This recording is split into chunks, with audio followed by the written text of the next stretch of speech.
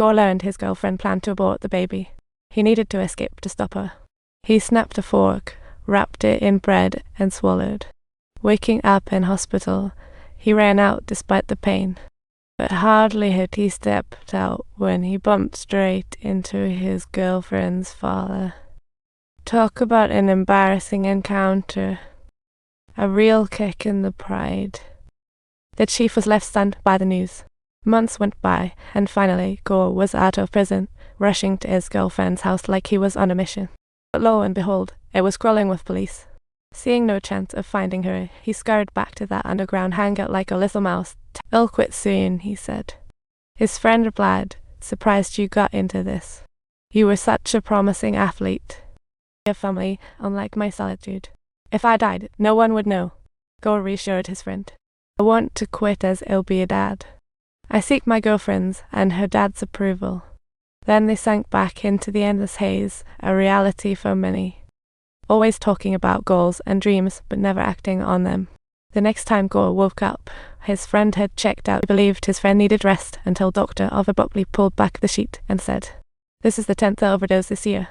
The next one could be you." Gore's heart dropped, and he nervously brushed the ashes from his buddy's hair. He stumbled out of the hospital. His friend's funeral was desolate, with just a few people and a priest, but what he didn't expect was his girlfriend actually showed up with her dad. Seeing her, Gore gently touched her baby bump, and she was thrilled that the baby was still there. But then her dad casually shoved her right into the grave. When she turned to Gore, all she saw was hatred in his eyes. Up, Gore lost it all, every bit of trust and hope from everyone. After a roller coaster of misfortunes, he finally decided it was time to change. But 4 years of heavy dependency isn't easily shaken off. At home, she battles withdrawal pain. Even a barrel of high-proof liquor couldn't drown out that horrifying addiction.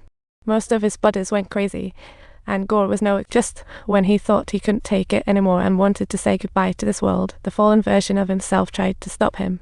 Luckily, his mom swooped in and sent him. When Gore woke up, there was that familiar doctor over. This time, her first words hit hard. After Gore extinguished his last cigarette, he walked into rehab, and finally, at this moment, the wheels of fate began to. Every day she suffers from cravings. Near collapse, she looks at her girlfriend's photo for motivation, a humble wish. Gore did dirtiest, most tiring work daily. Never dared to look in the mirror, fearing the abyss, but work wasn't done. Then his coach dragged him out for a run, but 4 years of neglect had completely drained his body. Just half a lap in, and he was panting later, collapsing and coughing up blood. Someone tried to help, but the coach said, "Wait." Eventually, Gore managed to stand up with tremendous effort, and the coach looked at him with admiration. If he wanted to succeed, he'd have to put in the work. Gradually, he got better at his work. While others slept, he quietly did push-ups like a ninja. When running, he not only stopped falling, but kept overtaking others. A year later, Gore was transformed.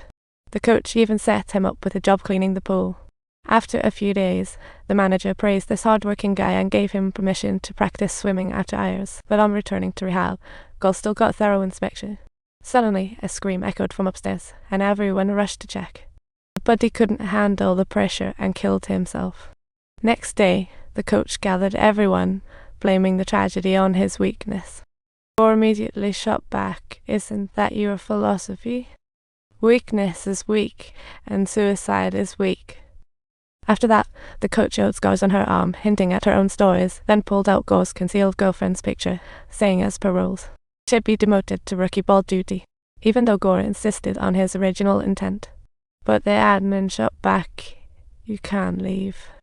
It's worse than being locked up. The door is wide open." This was the true horror. Exactly. That's the brilliance of this rehab. Don't ever believe a word those shady characters say, even if it's the truth.